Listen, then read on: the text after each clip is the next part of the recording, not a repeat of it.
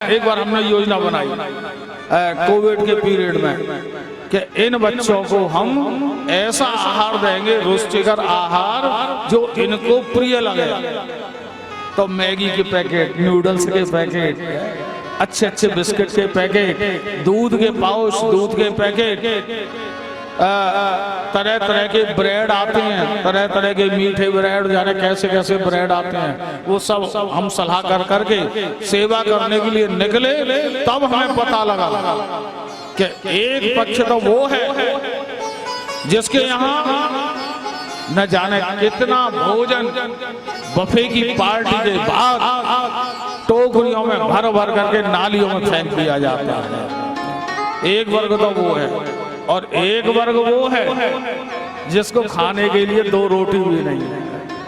मन में भाव उठा, इस सेवा को आगे बढ़ाया, बढ़ रही है। लेकिन अभी हमारे मन में एक भाव है, आप सबके बीच में गोविंद देव जी के मंदिर में गोविंद जी के चरणों में निवेदन कर रहे हैं, और आपको भी हम एक तरह से प्रेरणा दे रहे हैं कि हमारे मन में भाव है कि जैसे प्रोजेक्ट प्रसादम भोजन की, दवाई की, गायों के चारे की, निराश्रित गायों के लिए और बंदरों के दाने की व्यवस्था करता है, पक्षियों के दाने की व्यवस्था, ऐसे ही एक प्रोजेक्ट और हम शुरू करें, और उस प्रोजेक्ट का नाम हो प्रोजेक्ट पाठशाला।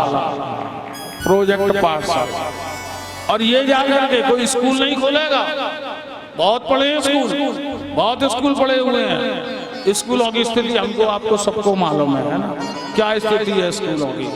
सब दुकान बन चुकी हैं। जो निःशुल्क चल भी रहे हैं तो वहां तक ये बच्चे नहीं पहुंच पाते हैं, जो चल भी रहे हैं निःशुल्क सरकारी विद्यालय, वहां तक ये बच्चे नहीं पहुंच पाते। तो बोले प्रोजेक्ट पाठशाला क्या करेगा? जहां जहां इनकी बस्तियां हैं, जहां जहां स्लम है, ब्रज क्षेत्र को, हम भी ब्रज क्षेत्र पर ही ध्यान है, ठाकुर जी उसी को पूरा करवा दे, बहुत बड़ी बात है। जहां इनकी बस्ती है, झुग्गी झोंपड़ी मलिन बस्ती, स्लम एरिया, रेलवे के स्टेशन के किनारे, सरकारी हॉस्पिटल के पीछे, वृंदावन की परिक्रमा जो आप देते तो आप देखते हैं जाने कितनी झोंपड़ियों की बस्ती बनी हुई है। तब प्रोजेक्ट पाठशाला उस बस्ती में जाकर के इन छोटे छोटे बच्चों को साक्षर करने का काम करे, इन्हें पौष्टिक आहार मिले, इन बच्चों को वस्त्र मिले, और इनको अपने घर के दरवाजे पर शिक्षा प्राप्त हो जाए, ऐसा संकल्प मन में है। बाकी तो राधा गोविंद में जाने क्या हो।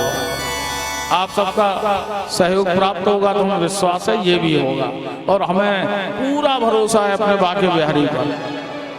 अभी तक अपने प्रोजेक्ट प्रसादम की सेवा करते करते आपको मालूम है 3 वर्ष पूरे हो गए हैं। और कैसे हो रहा है? आप सब बैठे हो, हम किसी को टेलीफोन करके बोलते हैं क्या? अच्छा बताओ, इतने लोग हमारे यहाँ बैठे हैं जो प्रोजेक्ट प्रसादम से जुड़े हैं, हम किसी को फोन करके बोलते हो बताएं कि महाराज जी आप सहायता मांगते हैं? नहीं। क्यों मांगना? किससे मांगना? अरे मांगना ही पड़ेगा तो झोली फैलाने के लिए मेरे राधा गोविंद छोटे हैं क्या?